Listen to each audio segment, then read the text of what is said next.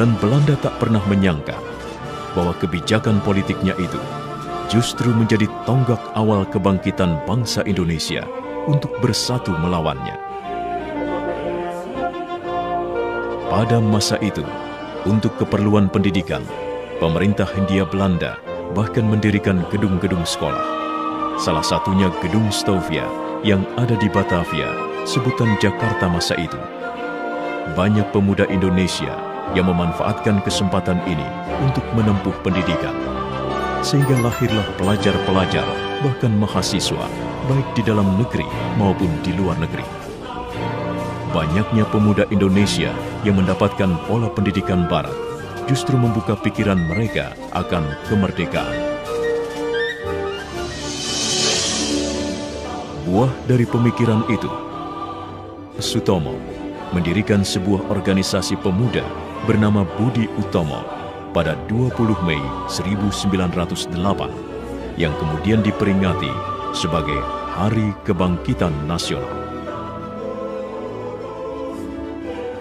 Gaungnya terdengar hingga ke seluruh tanah air dan menginspirasi lahirnya organisasi-organisasi dan partai baru seperti Sarekat Dagang Islam yang menjadi Sarekat Islam pimpinan Cokroaminoto, Partai Politik Indonesia Partai oleh R.M. Suwardi Suryaningrat atau Ki Hajar Dewantara, Cipto Mangunkusumo, dan Dawas Dekker. Trikoro Darmo yang diprakarsai oleh Satiman Wiryo Sanjoyo yang kemudian berubah nama menjadi Yong Yava. Dari timur lahir Yong Ambon, kemudian Yong Celebes, Sekar Rukun, dan pemuda kaum Betawi. Sementara itu, tokoh Perhimpunan Indonesia di negeri Belanda juga tak ketinggalan membuat pergerakan. Pada 15 November 1925, diadakanlah pertemuan yang dihadiri oleh Yong Yava, Yong Sumatranen Bon, Yong Ambon, Yong Pataksbon, pelajar Minahasa, Sekar Rukun, dan peminat perorangan untuk membentuk panitia Kongres Pemuda pertama. Kelanjutan dari pertemuan itu adalah terselenggaranya Kongres Pemuda pertama pada tahun 1926. Dalam kongres ini diusulkan untuk mengadakan fusi atau peleburan di antara begitu banyak organisasi pemuda di tanah air untuk menyatukan visi. Belum adanya kesepakatan mengenai pembentukan fusi organisasi mendorong diadakannya Kongres Pemuda kedua.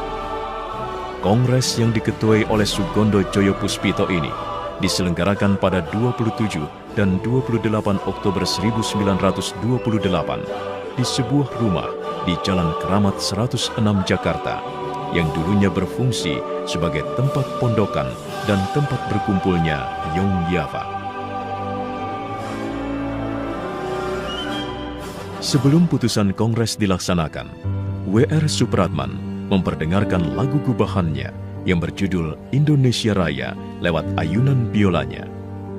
Inilah saat pertama kalinya lagu Indonesia Raya, lagu kebangsaan Indonesia, dikumandangkan di hadapan publik.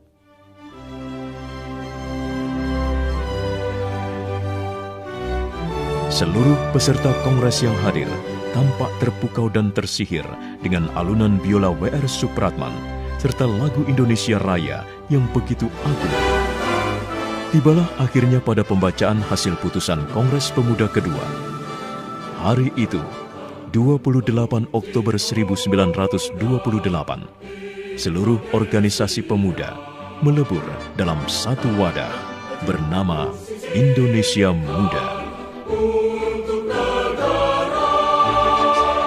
Hari itu, 28 Oktober 1928, Perhimpunan Pelajar-Pelajar Indonesia, Yong Yava, Yong Sumatranen Bon, Yong Pataksbon, Yong Islameten Bon, Yong Celebes, Yong Ambon, Sekar Rukun, dan pemuda kaum Betawi melebur menjadi satu, Indonesia Muda, dan tersatukan oleh satu ikrar bersama, Sumpah Pemuda.